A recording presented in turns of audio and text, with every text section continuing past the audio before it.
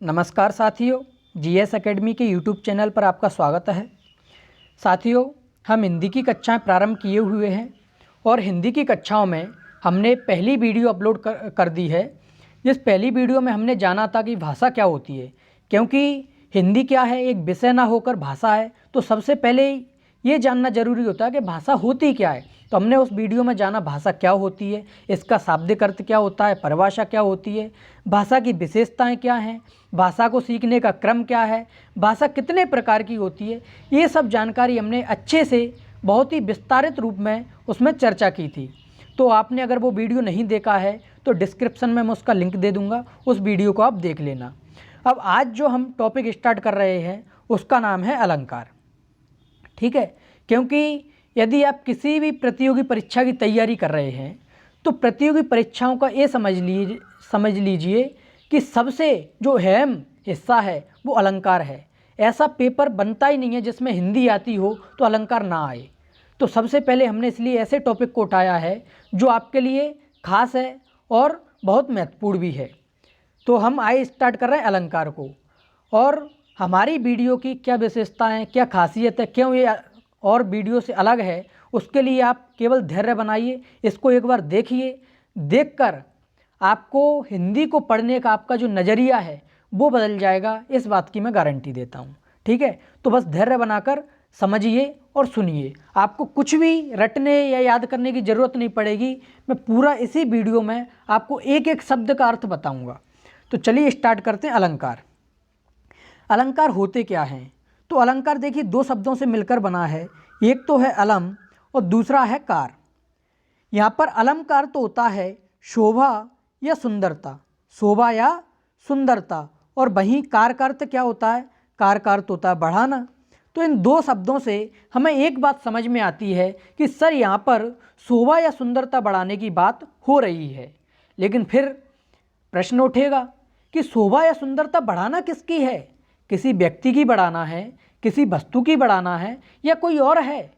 तो यहाँ पर उसका उत्तर क्या होगा कि सर हमें शोभा या सुंदरता काव्य की बढ़ाना है, क्योंकि काव्य की शोभा बढ़ाने वाले तत्वों को ही हम अलंकार कहते हैं। ये क्या है? ये इसकी परिभाषा है। अब फिर एक और प्रश्न उठा कि सर काव्य क्या होता है? तो हम बोलेंगे कि काव्य का एक जो शब्द है उसमें यदि उत्तर दिया जाए तो काव्य होता है कविता। यानी हम जो कविताएं पढ़ते हैं वही काव्य है। काव्य हालांकि केवल एक शब्द तक सीमित नहीं है, इसको जब हम काव्य वाला अपना टॉपिक आएगा उसमें अच्छे से पढ़ेंगे। लेकिन फिलहाल के लिए इतना समझिए कि काव्य का अर्थ क्या होता है? कविता। जो दोहा, चौपाइयाँ, छंद, पंक्तियाँ जो पढ़ते हैं हम, इनकी मीराबाई, तुलसीदास, ये सब क्या है? ये काव्य हैं, क्योंकि ये कविता के रूप में होते हैं। इनको हम संगीत के माध्यम से भी गा सकते हैं, इसलिए काव्य क्या होता है? कविता होती है। तो कविता की शोभा किससे बढ़ती है? अलंकारों से बढ़ती है। कैसे? हम धीरे धीरे समझेंगे। अब आप प्रतियोगी परीक्षाएं देंगे तो प्रतियोगी परीक्षाओं में क्या होता है कि हमें कई सारे क्वेश्चन ऐसे पूछ लिए जाते हैं जो फैक्ट बेस होते हैं। जैसे आपसे पूछा जाएगा आचार्य वामन के अनुसार अलंकार की परिभाषा है, आपको 4 ऑप्शन दे दिए जाएंगे। तो आपको पता होना चाहिए कि आचार्य वामन ने बताया है कि जो किसी वस्तु को अलंकृत करे वह अलंकार है। यानी जो किसी वस्तु को क्या करे? अलंकृत करने का मतलब उसकी शोभा या सुंदरता बढ़ाए, वह क्या है? अलंकार है। और यहाँ पर वस्तु को किस रूप में लिया गया है? यहाँ पर वस्तु को लिया गया है काव्य के रूप में। यानी जो काव्य को अलंकृत करे वह अलंकार है। इन्होंने संस्कृत का भी एक शब्द दिया है कि अलंकृति अलंकार है। यानी जो अलंकृत करता है वह क्या है? अलंकार है। यानी जो काव्य को अलंकृत करता है वही अलंकार है। आपसे ऐसे भी क्वेश्चन पूछा जा सकता है कि जो किसी वस्तु को अलंकृत करे वह अलंकार है। ये परिभाषा निम्न में से किसकी है? आपको 4 ऑप्शन दे दिए जाएंगे। आचार्य केशवदास, आचार्य वामन, गोस्वामी तुलसीदास, भरत मुनि, आपको 4 ऑप्शन दे दिए जाएंगे। तो आपको पता होना चाहिए कि ये परिभाषा आचार्य वामन के अनुसार है। जितने भी आपके फैक्ट बेस क्वेश्चन बनते हैं वो सारी जानकारियाँ मैं आपको यहाँ लेकर आया हूँ। ठीक है, तो आपको बिल्कुल भी चिंता करने की, परेशान होने की कोई ज़रूरत नहीं है। आपको सब कुछ PDF में मिल जाएगा कि कौन से फैक्ट बेस क्वेश्चन पूछे जाते हैं। तो सब मैं आपको लेकर आया हूँ, केवल आपको अतिरिक्त रूप से उनको याद कर लेना है। अब अगला क्वेश्चन यहाँ से बन सकता है कि आचार्य केशवदास ने अलंकार को क्या बोला है। तो आपको पता होना चाहिए कि आचार्य केशवदास ने अलंकार को काव्य की आत्मा बताया है, यानी काव्य की आत्मा है अलंकार, तो इसके बिना तो काव्य जीवित है ही नहीं। आप समझ सकते हो कि काव्य में अलंकार का कितना महत्व है, क्योंकि अलंकार के बिना तो काव्य का कोई अस्तित्व ही नहीं है। ये कौन ने बताया? आचार्य केशवदास ने बताया है। जैसे आप जीएस में पढ़ते हो, पॉलिटी में, प्रस्तावना संविधान की आत्मा है। प्रस्तावना को संविधान का परिचय पत्र किसने कहा है, संविधान की कुंजी किसने कहा है, ये सब जानकारी आपसे जैसे पॉलिटी में ली जाती हैं, ठीक उसी प्रकार यहाँ हिंदी में भी क्वेश्चन बन सकता है कि काव्य की आत्मा किसे बताया गया है। तो आपको क्वेश्चन आंसर होगा अलंकार को बताया है। किसने बताया है? आचार्य केशवदास ने बताया है। तो दो क्वेश्चन यहाँ से बनते हैं। ठीक है, अब आगे और भी इसका किसने क्या बोला है वो हम जान लेते हैं। गोस्वामी तुलसीदास, गोस्वामी तुलसीदास की एक चौपाई है, इसको आप समझिए। विदु बदनी, विदु का मतलब है बहुत, बदनी यानी हमारी काया, शरीर, सब भांति, सब भांति यानी सभी प्रकार से, समारी का मतलब होता है श्रृंगार, श्रृंगार करना, सोहना, शोभा ना, जथा बसन बिनु नारी, बसन का अर्थ होता है वस्त्र। यहाँ पर गोस्वामी तुलसीदास जी क्या कहना चाह रहे हैं वो समझिए कि विद बदनी सब भांति समारी, यानी किसी स्त्री का, नारी का अच्छा शरीर है, विदु बदनी है, सभी प्रकार से उसने श्रृंगार किया हुआ है। श्रृंगार करने का अर्थ उसने कई सभी प्रकार के आभूषण पहने हैं, जो भी श्रृंगार की वस्तुएं होती हैं जैसे काजल, लिपस्टिक, गजरा, ये सब लगाया हुआ है, आभूषण पहने हुए हैं, अच्छा शरीर है, विदु बदनी है, सोह न जथा बसन बिनु नारी, फिर भी वो क्या है, वस्त्र के बिना शोभायमान नहीं हो सकती, यानी उसे सुंदर शोभायमान दिखने के लिए वस्त्र धारण करना आवश्यक है। चाहे वो कितने ही प्रकार के श्रृंगार कर ले, आभूषण पहन ले, लेकिन वो सुंदर कब तक नहीं दिखाई देगी, जब तक वो वस्त्र ना पहने। इसलिए क्या बोला गया है कि वस्त्र के बिना नारी की सुंदरता नहीं होती। ठीक उसी प्रकार गोस्वामी तुलसीदास ये कहना किसके लिए चाह रहे हैं? ये कहना चाह रहे हैं अलंकार के लिए और काव्य के लिए, कि वस्त्र जो हैं वो अलंकार हैं, और यहाँ पर जो नारी है वो कौन है? वो काव्य है। कि जिस प्रकार नारी बिना वस्त्र के शोभायमान नहीं होती, ठीक उसी प्रकार अलंकार के बिना काव्य भी शोभायमान नहीं होते। तो ये क्वेश्चन यहाँ से बन गया कि काव्य के वस्त्र किसे, वस्त्र या आभूषण किसे माना है? अलंकार को माना है। किसने माना है? गोस्वामी तुलसीदास ने माना है। ठीक है, फिर एक दो क्वेश्चन और बनते हैं। जब मैंने पुराने पेपर देखे तो उनमें मुझे कुछ ऐसे फैक्चुअल क्वेश्चन दिखे, तो मैं आपके लिए उठा लाया अतिरिक्त रूप से, कि आपसे पूछा जा सकता है कि अलंकारों की संख्या कितनी है। तो वो तो हम अभी चर्चा करेंगे कितनी है, लेकिन आपसे ये पूछा जाए कि महर्षि वेदव्यास ने कितनी बताई है, तो आपका आंसर होगा 16। यानी महर्षि वेदव्यास ने अलंकारों की संख्या कितनी बताई है? 16 बताई है। किस पुस्तक में बताई है? तो अग्नि पुराण में बताई है। ठीक इस प्रकार पंडित जगन्नाथ के अनुसार वो अलंकारों की संख्या कितनी है? 191 है। किस पुस्तक में है? रसगंधार में। यानी रसगंधार में कितने अलंकार हैं? 191। किसके अनुसार? पंडित जगन्नाथ के अनुसार। यह क्वेश्चन आपसे बन सकते हैं। तो दो दो क्वेश्चन यहाँ से निकले।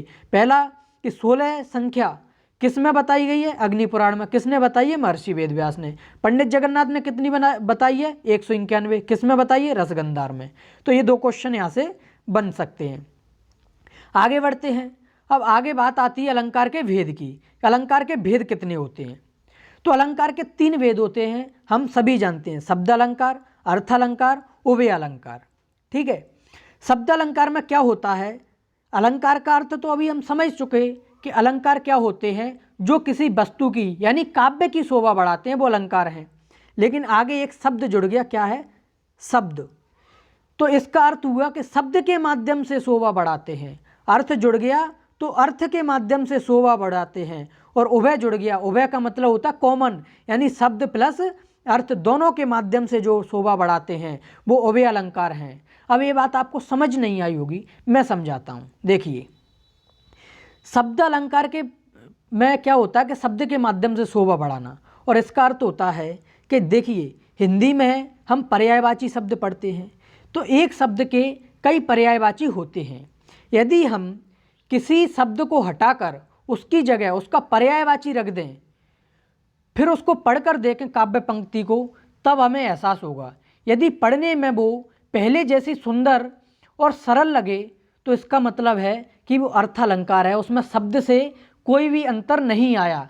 लेकिन यदि शब्द को हटाकर उसकी जगह उसका पर्यायवाची रखा है और जो कविता का प्रवाह है, काव्य का प्रवाह है, सरलता है, सहजता है, वो फिर दिखाई नहीं दे रही, तो क्या है, फिर वो शब्द अलंकार है। क्योंकि शब्द के माध्यम से ही उसमें सुंदरता थी, उसको हटा के हमने दूसरा शब्द लगा दिया तो उसकी सुंदरता गायब हो गई, इसलिए वो शब्द अलंकार है। यदि शब्द को हटाने पर कोई अंतर नहीं आया तो वो अर्थालंकार है। और दोनों का मतलब है कि जब हम एक आध शब्द को हटा दें और दूसरे को ना हटाएं, और फिर जिनमें से मान लेते हैं कि एक को हटाने पर कोई अंतर नहीं आ रहा लेकिन दूसरे को हटाने पर अंतर आ रहा है, तो इसका मतलब उसमें शब्द और अर्थ दोनों का चमत्कार है, इसलिए वो उभय अलंकार है। हम धीरे धीरे जब अलंकार समझेंगे, आगे बढ़ेंगे, तो आपको और अच्छे से क्लियर होता चलेगा कि होते क्या हैं। फिर बात आती है इनकी संख्या की, कि शब्द अलंकार होते कितने हैं। तो शब्द अलंकार 6 होते हैं। किसी पुस्तक में आपको 7 भी मिल जाएंगे, मैं बताता हूँ क्यों मिलेंगे। देखिए 6 कौन से होते हैं? अनुप्रास, यमक, श्लेष, वक्रोक्ति, पुनरुक्ति, प्रकाश और वीप्सा। 7वां आपको मिलेगा पुनरुक्ति भद, जो कि अलंकार अलग से नहीं है, वो इसका ही भेद है, हम आगे डिस्कस करेंगे। ठीक है, तो आपको कितना टिक करना है? 6 टिक करना है। अर्थ अलंकार की बात करें तो अर्थ अलंकार की संख्या कितनी है ये ज्ञात नहीं है। हम हालांकि पढ़ेंगे 20-25 अलंकार तो हम अर्थ अलंकार के पढ़ेंगे ही, लेकिन आपसे एक क्वेश्चन अतिरिक्त रूप से पूछा जा सकता है कि अर्थ अलंकार की संख्या केशवदास ने कितनी बताई है? तो केशवदास ने 35 बताई है अर्थ अलंकार की संख्या, तो इसको आप अतिरिक्त रूप से याद रखें। उभय अलंकार में हम पढ़ेंगे संश्रेष्टि और संकर। ठीक है, तो आशा करता हूँ अलंकार की परिभाषा क्या होती है, किसने क्या बोला है, ये आपको समझ में आया होगा। अलंकार के भेद आपको समझ में आए होंगे। ठीक है, अब आगे बढ़ते हैं अनुप्रास अलंकार से। तो सबसे पहली बात आपको मैं यहाँ पर एक बताना चाहूँगा कि यदि आपने अनुप्रास अलंकार को समझ लिया ना, तो इसका मतलब है आपने पूरे अलंकार समझ लिए। मैं ऐसा क्यों बोल रहा हूँ? क्योंकि यदि आपको अनुप्रास अलंकार समझ में आ गया अच्छे से उसके भेद सहित, तो पूरे अलंकार आपको हलवा लगेंगे, एकदम हलवा, कि इनमें तो कुछ है ही नहीं, देखते ही बनेंगे। केवल अनुप्रास अलंकार टप पड़ता है। और अब क्लास की विशेषता क्या है हमारी की, कि हम इसमें इतने उदाहरण सॉल्व करेंगे कि क्वेश्चन पेपर जो बनेगा उसमें इन्हीं में से आपसे उदाहरण पूछ लिया जाएगा। यदि एक आध बाहर जाता है तो जब हम टेस्ट लिया करेंगे तो उसमें जितने उदाहरण अभी तक बने हैं इनके, वो सब लेकर आ जाएंगे। तो आपका क्वेश्चन जब बाहर जाएगा ही नहीं, कोई उदाहरण ही अलग से नहीं आएगा, तो क्वेश्चन गलत होगा भी नहीं। तो समझिए, हम एक एक चीज़ का अर्थ लेकर समझेंगे तो अच्छे से आपको समझ में आएगा। चलिए, तो अनुप्रास अलंकार को शुरू करते हैं। अनुप्रास अलंकार की परिभाषा होती है कि जहाँ व्यंजन वर्ण की आवृत्ति 2 या 2 से अधिक बार होती है, वहाँ अनुप्रास अलंकार होता है। देखिए यहाँ पर आवृत्ति किसकी होनी है? व्यंजन वर्ण की। और व्यंजन वर्ण आप जानते हो, अभी हम कुछ टॉपिक के बाद अपनी वर्णमाला भी स्टार्ट करेंगे। तो वर्णमाला में हम सब कुछ पढ़ेंगे कि स्वर क्या होते हैं, अयोगवाह क्या होते हैं, व्यंजन क्या होते हैं। फिर उस व्यंजन में हम पढ़ेंगे तालव्य, कंठ, ओष्ठ, दंत, और ये मूर्धन्य स्वर, मूर्धन्य व्यंजन, संयुक्त व्यंजन, संयुक्त स्वर, ये सब हम बहुत डिटेल में पढ़ेंगे। कम से कम 4-5 लेक्चर उस पर वर्णमाला के हम पढ़ेंगे, तो आपको अच्छे से समझ में आएगा। फिलहाल आप जानते ही हो कि व्यंजन वर्ण क्या होते हैं। का से ज्ञा तक जो वर्ण हैं वो व्यंजन वर्ण हैं। यदि इनकी आवृत्ति होना, आवृत्ति का मतलब होता है दोहरा होना। यदि कोई व्यंजन वर्ण 2 या 2 से अधिक बार आ रहा है, केवल वर्ण आना है, शब्द नहीं बोला गया है, इस बात को पकड़ना कि वर्ण आ रहा है। ठीक है, 2 या 2 से अधिक बार आ रहा है तो वो क्या है? अनुप्रास अलंकार है। उदाहरण से समझिए, चारों चंद्र की चंचल किरणें खेल रही थी जल थल में। तो यहाँ पर कौन सा वर्ड 2 या 2 से अधिक बार आया है? तो आप बोलोगे चा वर्ड आया है। देखिए यहाँ पर चा आया है, यहाँ पर चा आया है, और यहाँ पर भी चा आया है। यानी चा की आवृत्ति हुई है। कितनी बार हुई है? 2 बार हुई है। 2 बार आवृत्ति होने का अर्थ है कि 3 बार आया है। ठीक है, खेल रही थी जल थल में, हमें किससे मतलब है? हमने परिभाषा देखी है कि व्यंजन वर्ण की आवृत्ति होना चाहिए, चाहे वो 2 बार हो, 2 से अधिक बार हो। तो यहाँ पर व्यंजन वर्ण की आवृत्ति हमें मिल गई कि सर चा वर्ण जो है 3 बार आया है, तो यानी आवृत्ति है। तो कौन सा अलंकार है? अनुप्रास अलंकार है। ये तो आपको हर किसी क्लास में समझने को, सीखने को मिल जाएगा, आपको बुक में भी मिल जाएगा पढ़ने को। लेकिन हमारी क्लास की जो विशेषता है वो क्या है? हम इसका अर्थ भी समझाएंगे। केवल इसी का नहीं बल्कि जितने आपको उदाहरण समझाए जाएंगे उनके एक एक शब्द का अर्थ आपको बताया जाएगा। अब समझिए, यहाँ पर चार का अर्थ होता है सुंदर, ठीक है। चंद्र यानी चंद्रमा की चंचल किरणें, चंचल का मतलब होता है जो चलायमान है, एक जगह स्थिर नहीं है, चलायमान, ठीक है, स्थिर क्या है, नहीं है। खेल रही थी जलथल में। अब आपको मैं इसका पूरा दृश्य बताता हूँ। एक तालाब बना हुआ है, इसके किनारे जो कवि है वो बैठा हुआ है। साय का समय है, संध्या वेला का। उस समय क्या हो रहा है कि आप जानते हो कि जो जीव रहते हैं जल में वो अपनी एक्टिविटी करते हैं तो थोड़ी जल में हलचल होती है, या फिर हम कुछ कंकड़ या पत्थर जल में फेंक देते हैं तो उसमें हलचल होती है तो लहरें उठती हैं, यानी लहरदार पानी हो जाता है। अब ऐसे में चांदनी खिली हुई है और चांदनी का जो प्रकाश है वो कहाँ पड़ रहा है, जल में पड़ रहा है और स्थल पर भी पड़ रहा है, आसपास स्थल है। तो क्या हो रहा है, जैसे ही जल में ये प्रकाश, जो चंद्रमा का प्रकाश है, जो किरणें पड़ रही हैं वो कैसी प्रतीत हो रही हैं, वो चलायमान प्रतीत हो रही हैं। क्यों प्रतीत हो रही हैं, क्योंकि जो जल है वो हिलोरे ले रहा है, उसमें लहर उठ रही हैं, इसलिए जो किरणें हैं वो भी कैसी दिख रही हैं, लहरदार दिख रही हैं, मान लो इसमें ये खेल रही हो। तो ये उसी का वर्णन किया गया है कि सुंदर चंद्रमा की, चारों चंद्र की चंचल किरणें, चंचल क्यों बोला गया है, क्योंकि जल में वो हिलती हुई प्रतीत हो रही हैं, चलायमान प्रतीत हो रही हैं। चंचल किरणें खेल रही थी जलथल में, वो जल में भी दिखाई दे रही हैं और आसपास स्थल भाग है तो उस पर भी दिखाई दे रही हैं। इसलिए क्या बोला गया है कि वो ऐसा लग रहा है मान लो कि उनकी जो चंद्रमा की सुंदर किरणें हैं वो जल में और स्थल भाग पर खेल रही हो, क्रीड़ा कर रही हो, ये इसका दिया गया है, ठीक है। अब मैं समझना किससे है, चा से, चा वर्ड की आवृत्ति हुई है तो अनुप्रास अलंकार है। अगला देखिए, मुदित महीपत मंदिर आए, सेवक सचिव सुमंत्र बुलाए। यहाँ पर मुदित का अर्थ होता है प्रसन्न, ठीक है, और महीपत का मतलब होता है महाराज, मंदिर का अर्थ होता है महल। ये तो मैंने आपको बता दिया। हमें सबसे पहले तो ये जानना है कि अनुप्रास अलंकार है या नहीं। तो आपने देख लिया होगा कि माँ, माँ और माँ, माँ वर्ड की आवृत्ति हुई है और माँ क्या है, एक व्यंजन वर्ड है, इसलिए कौन सा अलंकार हुआ, अनुप्रास अलंकार हुआ। इसके अलावा देखिए सा वर्ड की भी हुई है तो भी यहाँ पर क्या है, अनुप्रास अलंकार है, क्योंकि सा भी तो एक व्यंजन वर्ड है। अब समझिए, सेवक यानी नौकर, सचिव मंत्री, सुमंत्र महामंत्री, ये किसका उद्धरण यहाँ पर लिया गया उसको समझिए।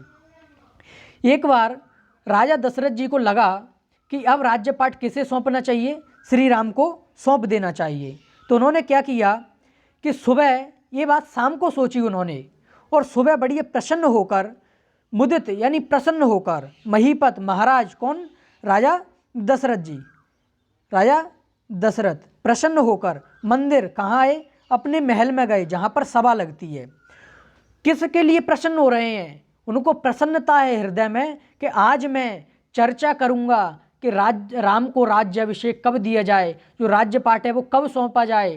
तो इसके लिए उन्होंने क्या किया, सेवक अपने नौकरों को बुलाया, सचिव मंत्रियों को बुलाया, सुमंत्र महामंत्रियों को बुलाया, यानी सबको बुलाया गया।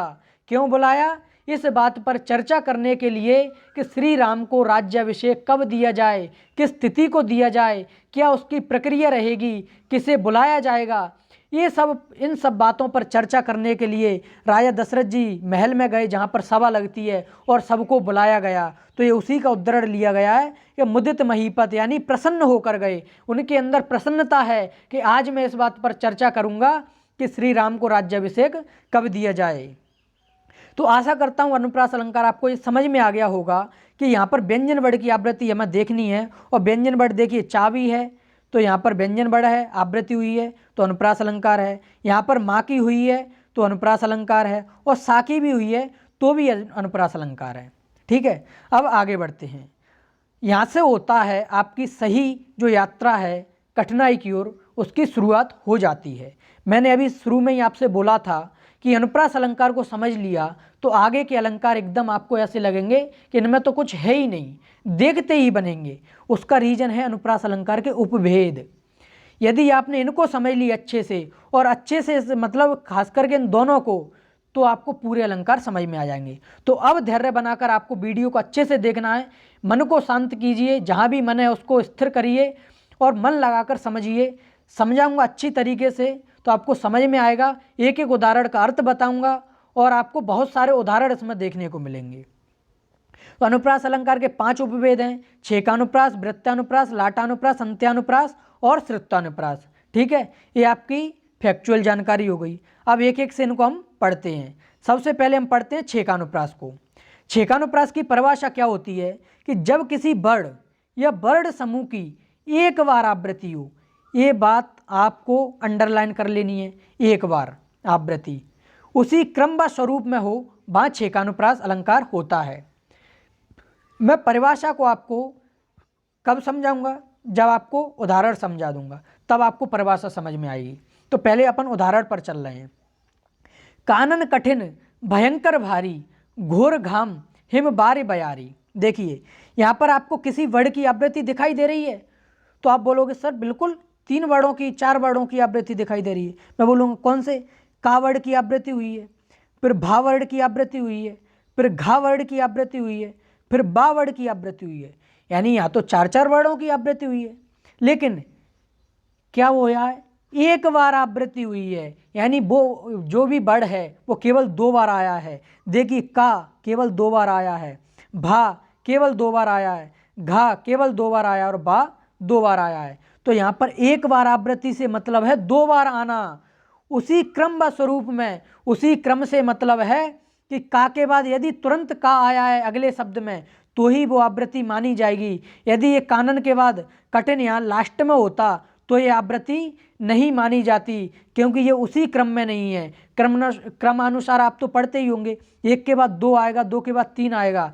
ठीक उसी प्रकार यहाँ पर पहले शब्द में है और दूसरे शब्द में है तभी वो आवृत्ति मानी जाएगी। यदि बीच में कहीं और है तो आवृत्ति नहीं मानी जाएगी। तो एक बार आवृत्ति से मतलब 2 बार आना और क्रम यानी उसी के क्रम में आना, अगले ही शब्द में आना। ठीक है, वर्ड समूह को मैं भी बताऊंगा। फिलहाल यहाँ पर किसकी आवृत्ति है? वर्ड की है, एक बार है, उसी क्रम में है। अब इसका अर्थ समझिए। जब श्री राम को वनवास दे दिया गया था, राजा दशरथ ने वनवास की आज्ञा दे दी कि आप वन को जाए, तो फिर उसके बाद श्री राम कहाँ आए? अपनी माता कौशल्या के पास आए। कौशल्या के पास आए तो माता कौशल्या ने पूछा कि क्या कहा है पिताश्री ने, क्या बोला है? तो उन्होंने क्या बोला पता है? इसलिए हम उनको मर्यादा पुरुषोत्तम बोलते हैं। उन्होंने ये नहीं बोला कि मुझे वनवास दे दिया, उन्होंने बोला कि मात पितु दीन मोय कानन राजू, यानी कि हे माते, पिताश्री ने मुझे कानन का राज्य दिया है। कानन का अर्थ है यहाँ पर जंगल का राज्य दिया है, यानी कि अब मैं जंगल में जाकर जो वहाँ जीव जंतु चराचर जीव रहते हैं और जो भी जनजाति रहती हैं जंगलों में, उनका मैं उद्धार कर सकूं, उनके लिए कार्य कर सकूं। तो इसलिए मुझे वहाँ जंगल का राज्य दिया है। उन्होंने ये नहीं बोला कि वनवास दिया है, जंगल का राज्य दिया है।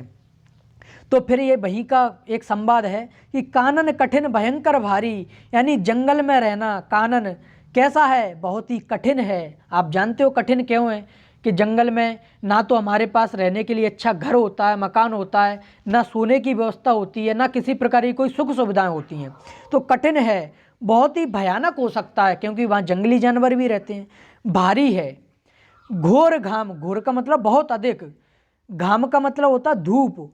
जैसे गर्मियाँ पड़ रही हैं तो बहुत अत्यधिक धूप भी पड़ेगी, तो वहाँ पर आपके पास ऐसा तो है नहीं कि एसी लगी हो, तो आप धूप से बचाव करो। अच्छा पक्का मकान बनाओ तो आप उसमें रह लो, तो धूप सताती है। हिम, बर्फबारी भी होती है, बरसातों में ओले भी पड़ते हैं। हिम का मतलब क्या होता है? बर्फ।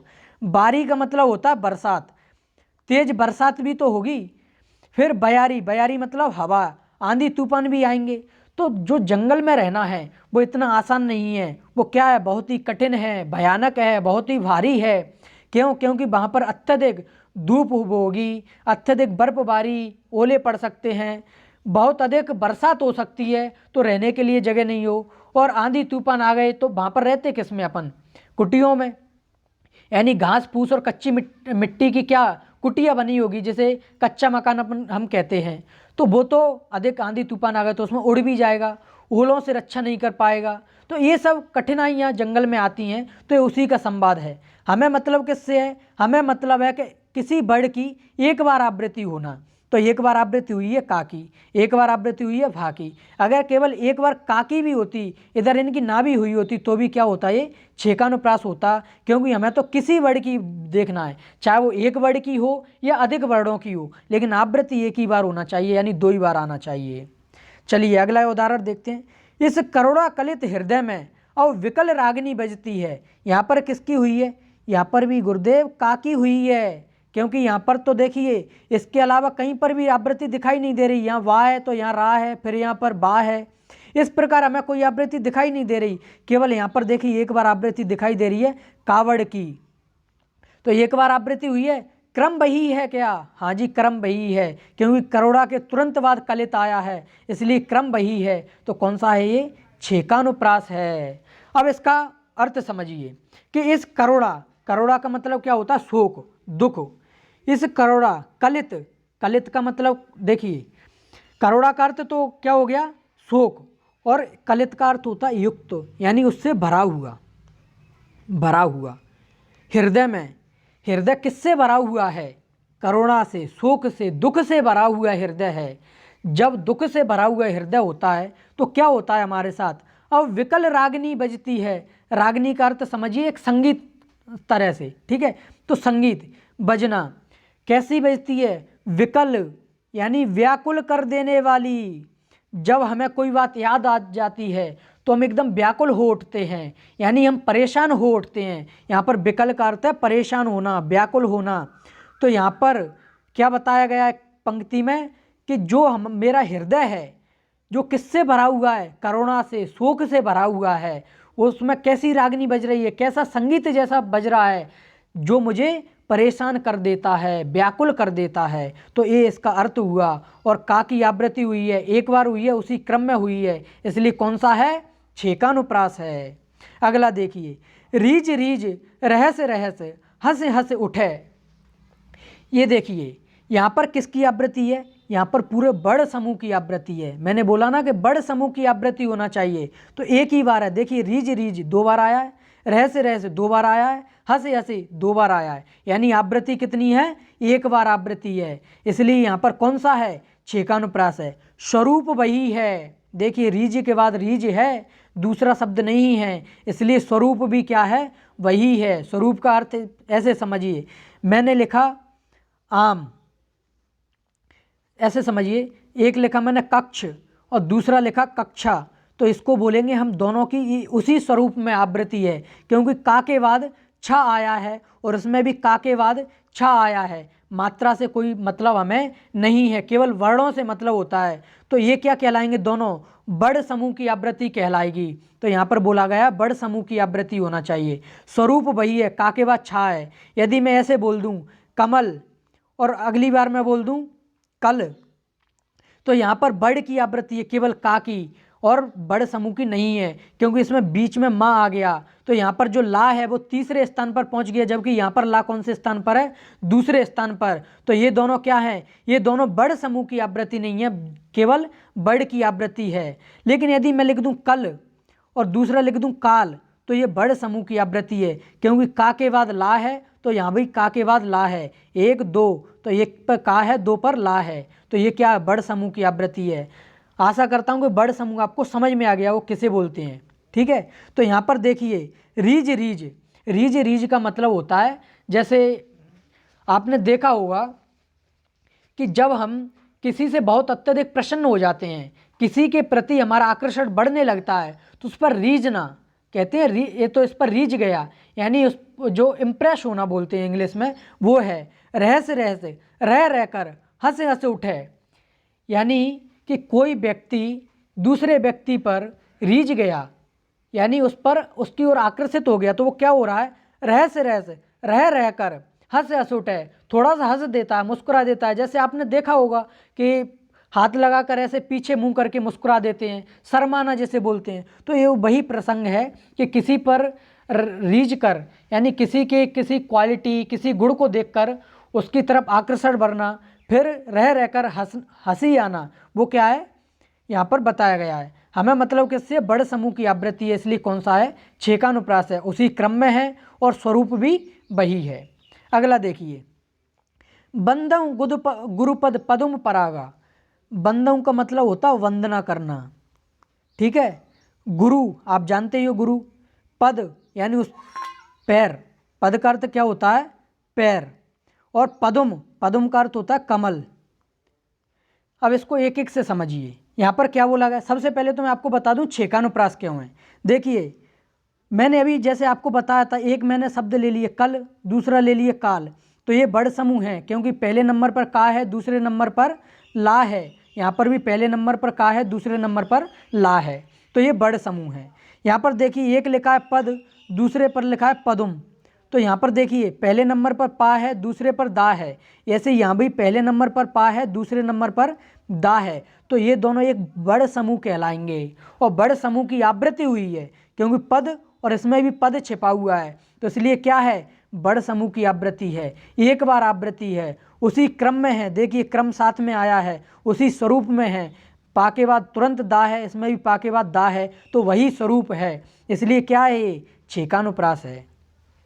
अब इसका अर्थ समझिए, यहाँ पर बोला जा रहा है कि गुरु के जो पद हैं, जो पैर हैं, उन जो कमल रूपी पैर हैं, मतलब उनके पैर कैसे बताए गए हैं, कमल रूपी जो पैर हैं, और कमल रूपी पैर में जो उसकी धूल है, उनकी मैं वंदना करना चाहता हूँ। क्यों करना चाहता हूँ, परागा, परागकण आप जानते होंगे, जब आप बायोलॉजी में पढ़ते हो, पुष्प के भाग, वर्तिकाग्र और पुंकेश्वर, ये सब आप पढ़ते होंगे, तो आपने एक परागकण भी सुना होगा।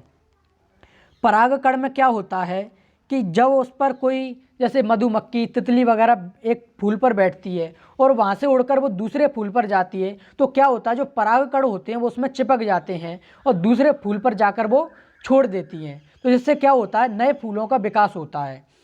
ये प्रक्रिया चलती है परागकण के माध्यम से। ठीक उसी प्रकार यहाँ पर कवि बताना चाह रहा है कि गुरु के जो पद हैं कमल रूपी, उनकी जो धूल है वो मेरे लिए परागकण का कार्य करती है। यानी यदि मुझे गुरु के पदों की, पैरों की धूल भी मिल जाए तो वो क्या करेगी, उससे मेरे अंदर ज्ञान का संचार होगा, उससे मुझे ज्ञान मिलेगा, मैं अधिक विद्वान बन सकता हूँ। तो यहाँ पर गुरु के पैरों की क्या बोला गया है कि ये तो कमल रूपी जो पैर हैं उनकी धूली ही काफ़ी है मेरे लिए। तो जैसे एक परागकण पुष्प के लिए आवश्यक है, वैसे ही गुरु की पैरों की धूल मेरे लिए जरूरी है। तो ये यहाँ पर संदर्भ लिया गया है। तो आशा करता हूँ छेकानुप्रास आपको समझ में आ गया होगा। याद क्या रखना है, किसी एक बड़ या बड़ समूह की आवृत्ति हो, ठीक है, लेकिन एक बार आवृत्ति हो। एक बार आवृत्ति से होने से मतलब है दो या दो से केवल दो बार आना, दो से अधिक बार ना आना, केवल एक बार आवृत्ति से अर्थ है केवल दो बार आना, और क्रम वही होना चाहिए कि उसके बाद तुरंत वही अगले शब्द में आए। ऐसा नहीं है कि पहली बार का पहले नंबर पे आ गया, फिर आखिरी बार में आखिरी पे आया है, तो ये नहीं होना चाहिए, उसी के बाद तुरंत होना चाहिए, तो वही क्रम हो जाएगा। अगला देखिए वृत्त्यानुप्रास। वृत्त्यानुप्रास में क्या होता है, एक से अधिक बार आवृत्ति हो, पूरा वही की वही है, अंतर केवल एक शब्द में आ गया कि वहाँ पर एक बार आवृत्ति हो रही थी, यहाँ एक से अधिक बार आवृत्ति होनी है। एक से अधिक का मतलब दो बार हो, तीन बार हो, चार हो, पाँच हो, छः हो, कितने भी हो, हमें मतलब नहीं, हमें केवल ये देखना है। यदि एक बार आवृत्ति है तो छेकानुप्रास है, एक से अधिक बार आवृत्ति है तो वो वृत्त्यानुप्रास है। उदाहरण से समझिए, तरनी तनुजा तट तमाल, तरवर बहु छाए। यहाँ पर देखिए तरनी का मतलब क्या होता है, सूर्य, ठीक है। पहले तो आपको ये समझ में आ गया होगा कि तावड़ की आवृत्ति कितनी बार हुई है, एक दो तीन चार पाँच, पाँच बार आया है, अर्थात चार बार आवृत्ति है, तो एक से तो अधिक बार है ना, तो इसलिए क्या है, ये वृत्त्यानुप्रास है। अब इनके एक एक से अर्थ समझें। तरनी का अर्थ होता है सूर्य, तनुजा का अर्थ होता है पुत्री, ठीक है, तट तो आप जानते हो किनारा, तमाल का अर्थ होता है सदाबहार, आप जैसे ज्योग्राफी में पढ़ते हो ना सदाबहार वन, वही वाला सदाबहार। तरवर का अर्थ होता है वृक्ष।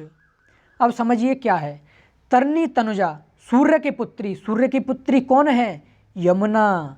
यहाँ पर जो तरनी तनुजा है, इस दोनों का एक अर्थ है यमुना। यमुना किसको, सूर्य की पुत्री किसे माना गया है, यमुना को।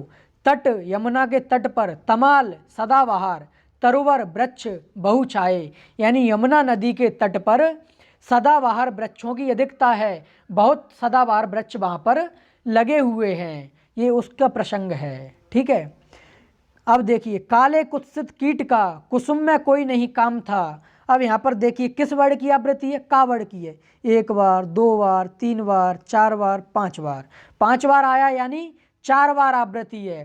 तो हमें तो 4 से कोई मतलब है ही नहीं, हमें तो ये मतलब है कि 1 से अधिक बार होना चाहिए, यानी वो 2 बार हो, 3 बार हो, 4 बार हो। तो यहाँ पर कौन सा है, वृत्यानुप्रास है। अब इसका अर्थ समझिए, काले, काले तो आप जानते हो जो काला रंग, कुत्सित का मतलब होता दुष्ट, कीट आप जानते हो कीट कौन होते हैं, कीड़े, कुसुम, कुसुम अर्थ पुष्प यानी फूल।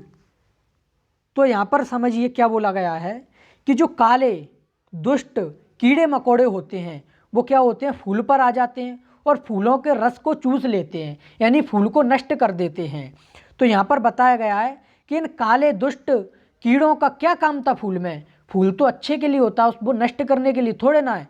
फूल का उपयोग तो हम मंदिर में करते हैं, किसी के स्वागत में करते हैं, अच्छे कार्य के लिए करते हैं। तो लेकिन क्या हुआ, ये दुष्ट कीटों ने आकर क्या कर दिया, उस फूल को नष्ट कर दिया। इसलिए बोला गया है कि इन काले कुत्सित कीट का कुसुम में कोई नहीं काम था, इनका कोई काम थोड़े था, ये तो आकर फालतू में नष्ट और कर गए फूल को। तो समझिए, ठीक है। वृत्यानुप्रास क्या हुआ, मैंने बता दिया कि 1 से अधिक बार आवृत्ति है। अगला देखिए, मैंने ये वाला समझा चुका हूँ, मुदित महीपत मंदिर आए, सेवक सचिव सुमंत्र बुलाए, ये भी वृत्तानुप्रास में है। क्यों, क्योंकि माँ वर्ड की 3 बार आया है, अर्थात 2 बार आवृत्ति है, तो 1 से अधिक बार है। सा भी 3 बार आया है तो 2 बार आवृत्ति है, 1 से अधिक है, इसलिए क्या है, वृत्तानुप्रास है। चारु चंद्र की चंचल किरण है, वो भी कौन सा है, वो भी वृत्तानुप्रास है। यहाँ पर एक और है उसी से मिलता जुलता, चामर सी चंदन सी चंद सी चांदनी चमेली, चारु चंद्र सुगर है। तो यहाँ पर भी देखिए चा वर्ड की आवृत्ति है और 1 से अधिक बार है, तो इसलिए क्या है, वृत्तानुप्रास है। ठीक उसी प्रकार का इसका भी अर्थ वही निकलता है कि चांदनी कैसी है, चंदन सी ठंडक देने वाली है, चामर सी है, यानी यहाँ पर सॉरी चामर सी का मतलब होता है मोर। जैसे आपने बरसात में मोर को नाचते हुए देखा होगा, तो मोर जिस प्रकार से छल करता है उसी प्रकार जो चांदनी है उसको कैसी बताया गया है, मोर के समान छल करने वाली। यहाँ पर इसका अर्थ होता है मोर के समान छल करने वाली, चामर सी। चंदन सी यानी जो चंदन है, जैसे हम उसे मस्तिष्क पर लगा लेते हैं तो ठंडा हो जाता है, तो चंदन के समान ठंडक देने वाली, बोलते हैं ना शीतल चांदनी खिली हुई है, तो शीतल का मतलब वो हमें ठंडक पहुँचाती है।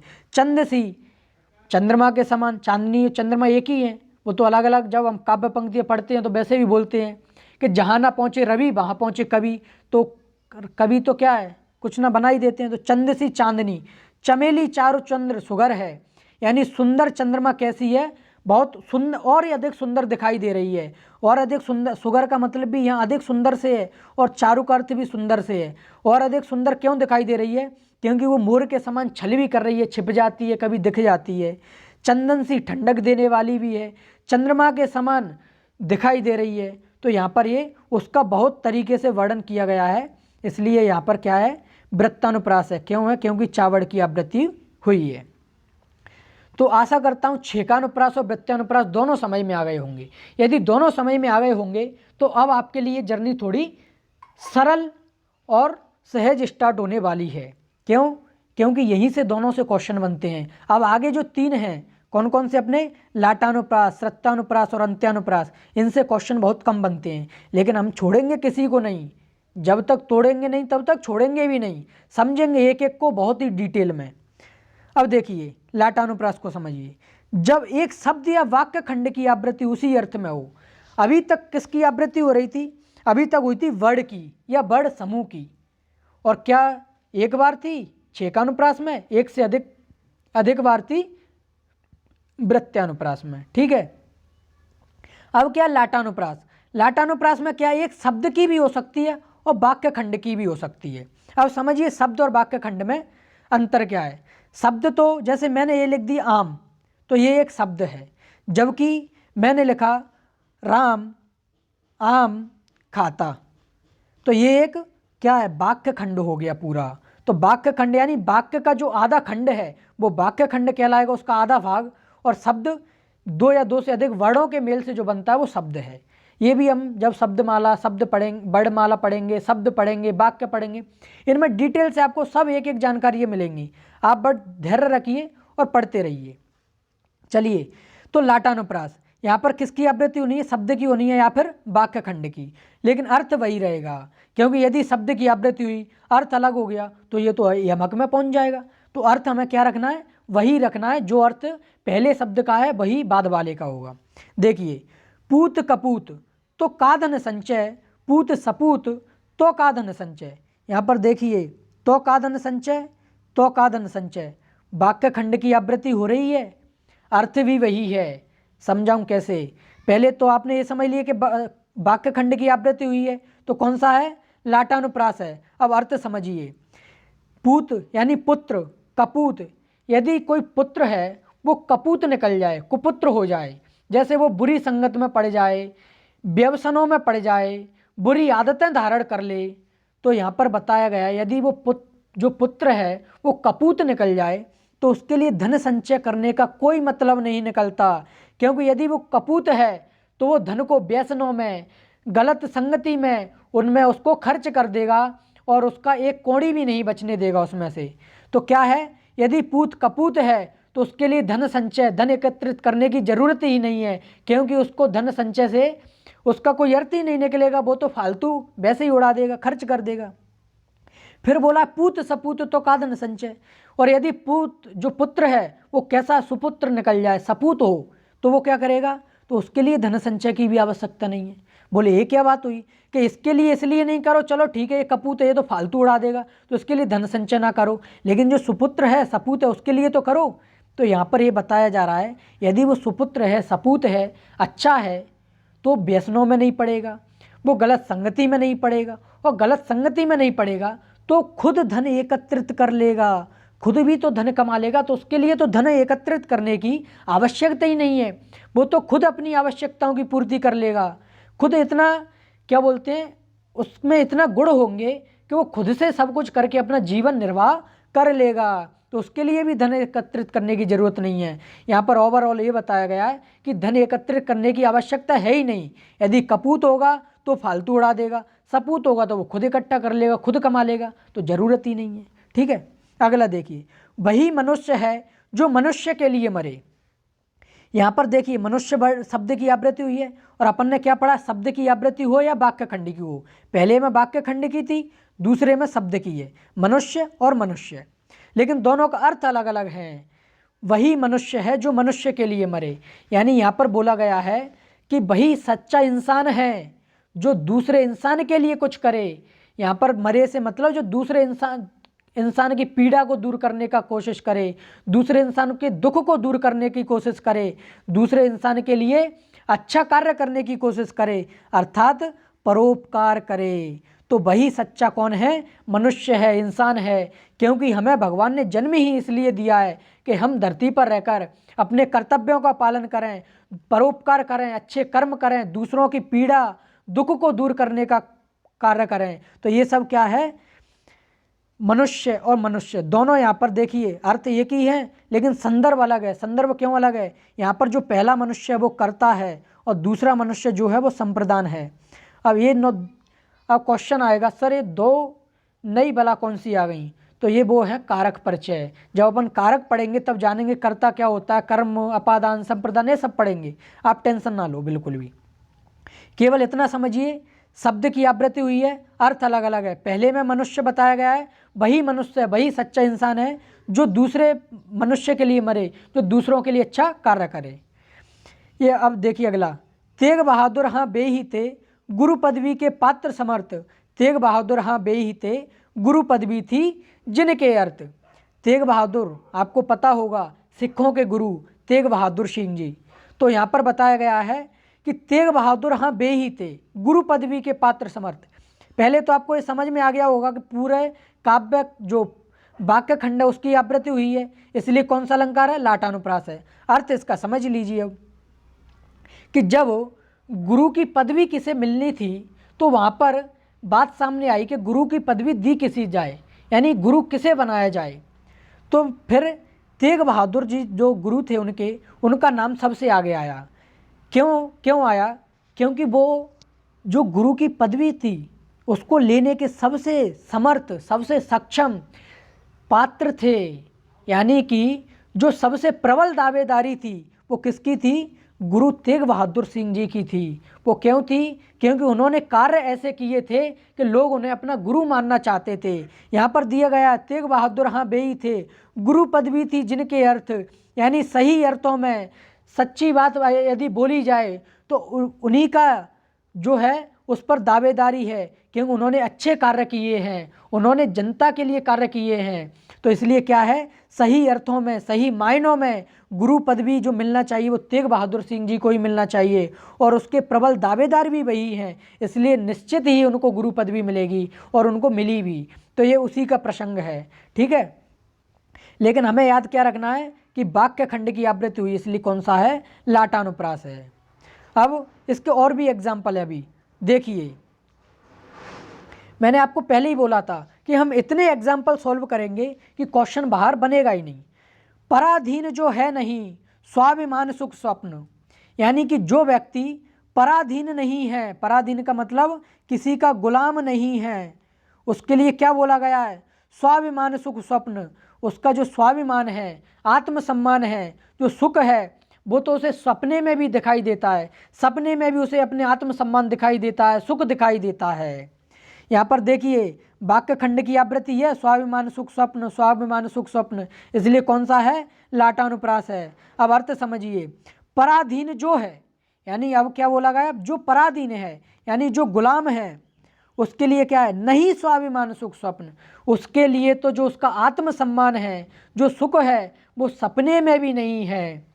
यानी कि जो व्यक्ति दूसरों के गुलाम होते हैं वो सपने में भी ऐसी कल्पना भी नहीं कर सकते कि उनको आत्मसम्मान मिलेगा, उनको सुख मिलेगा। और जबकि जो व्यक्ति दूसरों के गुलाम नहीं है उनको तो वास्तविकता में तो सुख और आत्मसम्मान है, साथ में उनको तो सपने में भी सुख मिलता है। तो ये बोला गया है कि जो व्यक्ति गुलाम नहीं है उनके लिए सुख और आत्मसम्मान है, और जो गुलाम है उनके लिए तो सपने में भी नहीं है, वो तो फिर ख्याल ही छोड़ दें कि मुझे आत्मसम्मान मिलेगा या सुख मिलेगा, ठीक है। राम हृदय जाके नहीं, विपत्ति सुमंगल ताहे, यहाँ पर बोले गया है कि राम हृदय जाके नहीं, जिसके हृदय में राम नहीं है, विपत्ति सुमंगल ताही, उसका जो सुमंगल है, आनंद के क्षण हैं, वो भी विपत्ति के समान हैं, यानी संकट के समान हैं। जबकि दूसरे में क्या बोला गया है? राम हृदय जाके, और जिसके हृदय में राम है, नहीं विपत्ति सुमंगलता है, उसको तो जो विपत्ति है वो बिल्कुल नहीं है, उसके लिए तो विपत्ति भी क्या है? आनंद का पल बन जाती है, मंगलमय हो जाती है।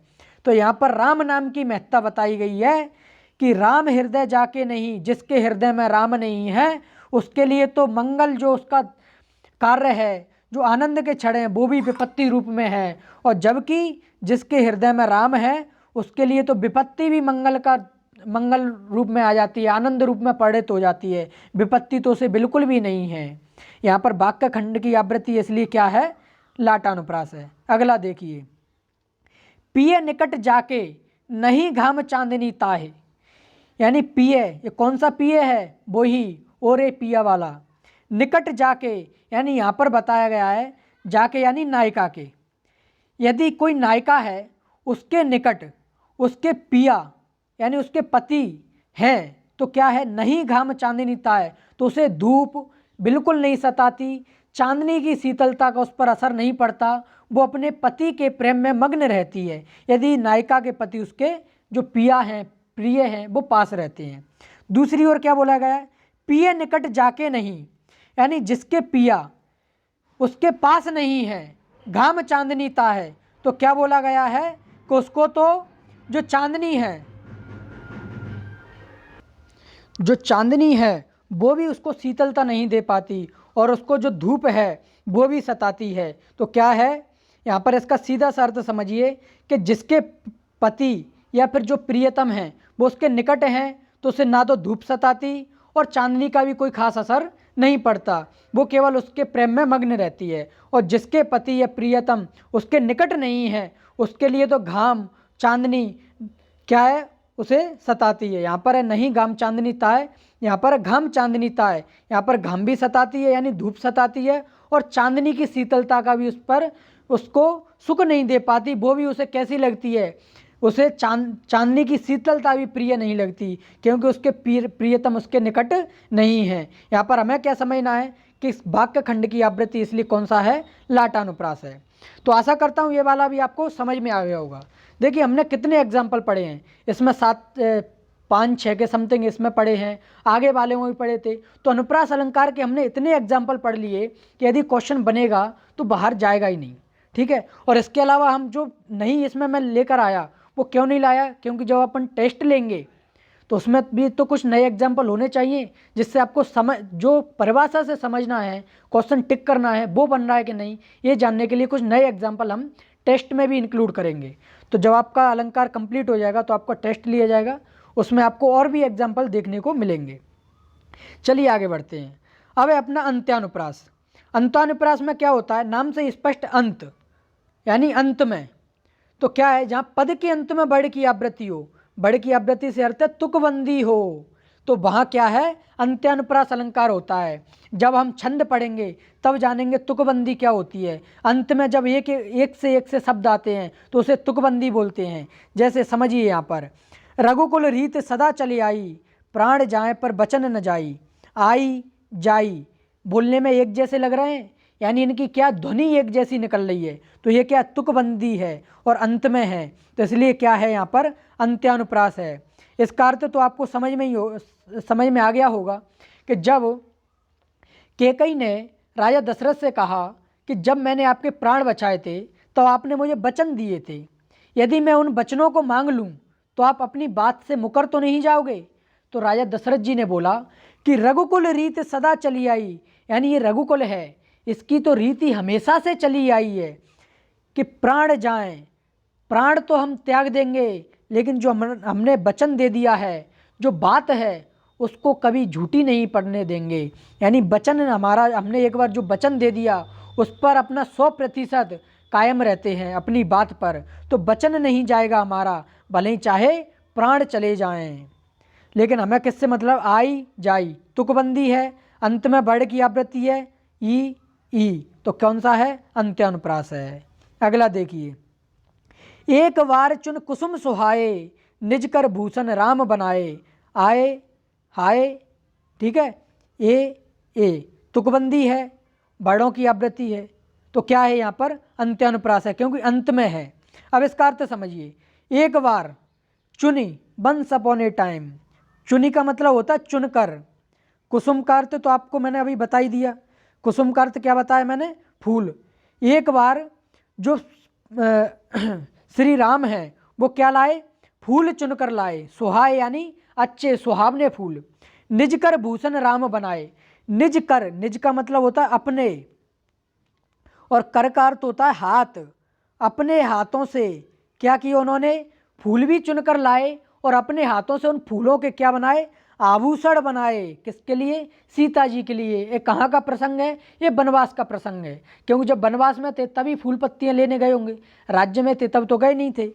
तो क्या है कि श्री राम एक बार अपने हाथों से सुहावने फूल चुनकर लाए और अपने ही हाथों से उन फूलों से सीता जी के लिए क्या बनाए, आभूषण बनाए, भूषण बनाए, जैसे गजरा बनाना, ये सब जो भी बनाए होंगे, मैं तो देखने नहीं गया था। चलिए अब है अंत्यानुप्रास में अगला उदाहरण, मेरे मन में मीत मनोहर, तुम हो प्रियवर मेरे सहचर। देखिए हर चर एक जैसी आवाज़ आ रही है, तुकबंदी है, रावण की आवृत्ति है, अंत में है, तो इसलिए कौन सा है, अंत्यानुप्रास है। यहाँ पर ये छोटा ऊ की मात्रा है, याद रखना। तो मेरे मन में मीत मनोहर, यहाँ पर क्या बोला गया है, मीत यानी मित्र, मनोहर यानी मन को हरने वाले। जैसे एक शब्द चलता है ना अपनी भाषा में, उर्दू में, कि दिल को चुरा लिया, दिल चुराने वाले, भाई ये है मन को चुराने वाले, मन को हरने वाले। मीत मित्र, तुम हो प्रियवर मेरे सहचर। यहाँ पर नायिका क्या कह रही है, नायक से, नायिका नायक से कह रही है, ये तो आपको अच्छे से समझ में आना होगा, आ जाना चाहिए। मेरे मन में, जो मेरा मन है, नायिका का मन है, मीत मनोहर, मेरे मन को आपने चुरा लिया है, आप मेरे मन के मीत हो, मित्र हो। तुम हो प्रियवर मेरे सहचर, हे प्रियवर यानी नायक, तुम कौन है यहाँ पर? नायक। तुम हो प्रियवर, बहुत प्रिय हो मेरे लिए, मेरे सहचर। सहचर का मतलब होता है साथ रहने वाले, यानी यहाँ पर साथ रहने की बात हो रही है। जैसे आपके लिए एक शब्द चलता है ना, हमनवा, हमसफर, ये सब वही है सहचर, साथ रहने वाले। तो यहाँ पर आपको समझना होगा कि तुकबंदी है इसलिए अंत्यानुप्रास है, और अर्थ मैंने आपको समझा दिया है। यहाँ से क्वेश्चन बहुत ही कम बनते हैं रेयर केस में, इसलिए अपन इनको जल्दी ख़त्म कर रहे हैं, लेकिन फिर भी आपको अच्छे से समझ में आया होगा, ऐसी आशा करता हूँ। 3 एग्जाम्पल भी दे दिए मैंने, तो आपको बिल्कुल भी चिंता करने की ज़रूरत नहीं है। अगला है श्रुत्यानुप्रास। श्रुत्यानुप्रास का क्या अर्थ होता है? जब एक ही स्थान से बोले जाने वाले वर्णों की आवृत्ति होती है। देखिए मैंने अभी आपको बताया था कि वर्णमाला जब हम पढ़ेंगे तो हम पढ़ेंगे कि मूर्धन्य क्या होते हैं, तालव्य क्या होते हैं, दंत क्या होते हैं, औष्ठ क्या होते हैं। ये वर्णों के हम जब प्रकार पढ़ेंगे वर्णमाला में, व्यंजन वर्णों के प्रकार, स्वर वर्णों के प्रकार, तब जानेंगे। लेकिन फिलहाल आप समझिए कि तालु से बोले जाने वाले कुछ वर्ण हैं, जैसे टा, ठा, डा, ढा, ढा, ये तालु से बोले जाने वाले वर्णों में आते हैं। ये दंत वर्ण हैं, यानी यहाँ पर जब हम इनको बोलते हैं तो हमारी जो जीभ है वो दांतों को टच करती है। और यहाँ पर तालु से बोले जाने वाले वर्णों में क्या होता है, जीभ तालु को टच करती है, यानी जो बीच का हिस्सा है हमारे जीभ के ऊपर, दांत के पीछे वाला हिस्सा है, उसको टच करती है। तो ये तालव्य वर्ण है, ये दंत वर्ण है। फिर औष्ठ वर्ण भी आते हैं, मूर्धन्य वर्ण भी आते हैं, ये सब हम वर्णमाला में समझेंगे। यहाँ पर इन्हीं की आवृत्ति होना है। यहाँ पर ऐसा नहीं है कि टा एक बार आ गया तो टा की आवृत्ति होगी। यदि टा के बाद ठा आ गया तो ये आवृत्ति मानी जाएगी। यहाँ पर ता के बाद यदि ना आ गया तो आवृत्ति मानी जाएगी, क्योंकि ये एक ही स्थान से बोले जाने वाले वर्ण हैं। ठीक है, उदाहरण से समझिए, ठोके डमरू डिमकी टिमकी ढोल, यहाँ पर आ गया ठा, देखिए ये रहा तालु से बोला जाने वाला है। अगला है डा, तो देखिए डा भी क्या तालु से बोलते हैं हम? बिल्कुल बोलते हैं, यानी आवृत्ति तो हो गई। टा, तो टा भी तालु से बोलते हैं। ढा, ढा को भी तालु से बोलते हैं, यानी एक ही स्थान से बोले जाने वाले वर्णों की आवृत्ति है, इसलिए यहाँ पर कौन सा है? श्रुत्यानुप्रास है। ये किसके लिए है? तो आपने बचपन में खूब सुना होगा, जब मदारी आता था बंदर बंदरिया का खेल दिखाने, तो ठोके डमरू टिमकी ढोल, ढोल बजाएगा, डमरू ठोक बजाएगा, ये सब उसके लिए दिया गया है। अगला है दंत से बोले जाने वाले। तुलसीदास सीदत निस्दिन देखत तुम्हारी निठुराई। तुलसीदास जी क्या कर रहे हैं? हे प्रभु, निस्दिन रात दिन हम क्या करते हैं? तुम्हारी पूजा करते हैं। देखत तुम्हारी निठुराई, यानी फिर भी क्या तुम हमसे क्या रुष्ट हो, यानी रूठ गए हो, तुम्हारी निठुरता हमें दिखाई दे रही है। क्यों दिखाई दे रही है? क्योंकि आप हमारा उद्धार नहीं कर रहे हो। ये शिकायत कर रहे हैं भगवान से, कौन? तुलसीदास जी। लेकिन ऐसा नहीं है, भगवान अपने समय पर ही उद्धार करेंगे, ऐसा तो है नहीं आपको समय से पहले ही आपको उद्धार कर दें। तो यहाँ पर बताया गया है, लेकिन हमें किससे मतलब है कि वर्णों की आवृत्ति कैसे हुई है। यहाँ पर किसी एक वर्ण की आवृत्ति दिखाई दे रही है? नहीं दे रही, लेकिन हमें एक ही स्थान से बोले जाने वाले वर्णों की आवृत्ति जरूर दिखाई दे रही है। जैसे ता के बाद सा आया है, तो देखिए सा दंत से बोलने जाने वाला वर्ण है और ता भी दंत वर्ण है।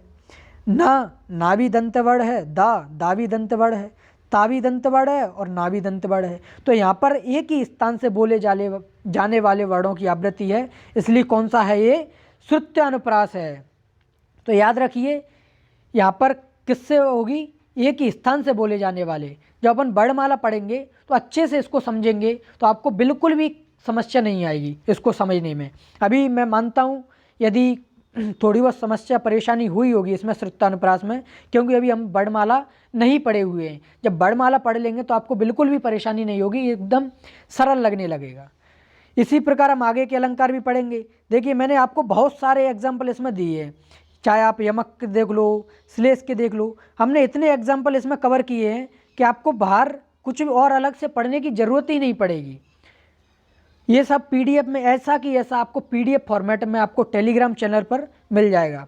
टेलीग्राम चैनल का लिंक जो है वो डिस्क्रिप्शन में दिया है, आप टेलीग्राम चैनल पर जाइए, क्लिक कीजिए तो ज्वाइन का बटन आएगा। जीएस एकेडमी से बना है, ज्वाइन कीजिए, उसमें आप ज्वाइन हो जाओगे, आपको वहाँ से पीडीएफ मिल जाएगी। पीडीएफ आज नहीं मिलेगी, जैसे ही अपना शब्दालंकार कंप्लीट होगा तो हम शब्दालंकार की पीडीएफ दे देंगे, ठीक है। उसके बाद अर्थालंकार होगा तो अर्थालंकार की दे देंगे, और उभय अलंकार होगा तो उभय अलंकार की दे देंगे। यानी कि अलंकार की पीडीएफ आपको 3 फॉर्मेट में मिलेगी। पहली शब्द अलंकार की, दूसरी अर्थ अलंकार की, तीसरी उभय अलंकार की। ऐसे ही कोई भी टॉपिक उठाएंगे और जैसे ही अलंकार कंप्लीट होते हैं अपने, तो हम क्या करेंगे, एक टेस्ट लेंगे। तो टेस्ट की पीडीएफ भी आपको उसी पे मिलेगी टेलीग्राम चैनल पर। इसके अलावा आप उसको ज्वाइन करके रखें, जिससे मैं कोई भी नोट आपको जानकारी दूं क्लास के संबंधित, या कोई क्वेश्चन आपके है तो वो सब मैं कैसे में दूंगा, टेलीग्राम चैनल पर। और आपको कोई भी समस्या आई हो तो कमेंट बॉक्स में बिल्कुल पूछिए, जो भी समझ में ना आया होगा, जो भी आपका डाउट होगा, जो भी आपके क्वेश्चन क्वेरीज हों, वो सब कमेंट बॉक्स में आप पूछ सकते हो, टेलीग्राम चैनल पर भी पूछ सकते हो। और वीडियो पसंद आई हो तो लाइक करें, शेयर करें दोस्तों में, और बताएं दोस्तों को कि हिंदी की बहुत ही बेहतरीन क्लासेस यूट्यूब पर चल रही हैं, स्टार्ट हो गई हैं। आप पढ़ें, आपको जो भी एग्ज़ाम आप दे रहे हो, चाहे यूपीएससी भी दे रहे हो, यूपीएससी का कंपलसरी एग्ज़ाम होता है हिंदी का, उसमें आपको हिंदी आएगी। एमपीपीएससी दे रहे हो तो एमपीपीएससी पेपर 5 है, यूपीपीएससी दे रहे हो उसमें भी आती हिंदी। एसआई एग्ज़ाम दे रहे हो किसी भी स्टेट का, चाहे एमपीएसआई, यूपीएसआई, सब में हिंदी आती है, रीट में हिंदी आती है। तो जितने भी एलडीसी, यूडीसी, पटवारी, जो भी एग्ज़ाम जिनमें हिंदी पूछी जाती है, सबके लिए बहुत ही महत्वपूर्ण हिंदी आप पढ़ने वाले हो यहाँ से। और आप आज की वीडियो देखकर आपको इतना तो पता लग गया होगा कि हिंदी की गहराई कितनी है। अभी तो हम जैसे जैसे आगे बढ़ेंगे और गहराई में जाते जाएंगे, आपको बहुत बेहतरीन तरीके से हिंदी पढ़ाई जाएगी। आपका डाउट कोई नहीं रहेगा, वो सब आपको सॉल्व कर दिए जाएंगे। ठीक है, अभी कोई डाउट हो तो कमेंट सेक्शन में पूछना, तो अगली वीडियो में हम डाउट के सॉल्यूशन के साथ आपके साथ हाजिर होंगे। ठीक है, तो शेयर करें ज़रूर, और चैनल को सब्सक्राइब करके रखें कि जो भी वीडियो आए तो आपको नोटिफिकेशन मिल जाया करेगी। और किसी प्रकार का कोई डाउट हो तो पूछ लेना। तब तक के लिए मिलते हैं अगली वीडियो में, धन्यवाद। और हाँ, एक बात और कि पहली वीडियो भाषा की हम बना चुके हैं, उसका भी लिंक डिस्क्रिप्शन में है, उसको देख लेना कि भाषा होती क्या है, कैसे बनी, ये सब हमने उसमें डिस्कस किया है। आगे दोस्तों को ज़रूर बताएं, क्योंकि अभी चैनल सब्सक्राइब जो सर्च लिस्ट है उसमें नहीं आता है, तो आप दोस्तों को बताएंगे तभी उन तक पहुँच बन पाएगी। और धीरे धीरे जैसे ही अपने सब्सक्राइबर और चैनल पर व्यूज़ बढ़ते हैं, हम लाइव आना स्टार्ट कर देंगे, आपके लिए और भी क्वालिटी इंप्रूवमेंट होगा। कंटेंट की आप बिल्कुल भी परेशानी चिंता ना लें, कंटेंट एकदम ऑथेंटिक मिलेगा कि आपको कोई भी नंबर नहीं कटेगा। ठीक है, तो मिलते हैं अगली वीडियो में, तब तक के लिए ख्याल रखिए अपना, अच्छे से रहिए, खूब पढ़िए, धन्यवाद।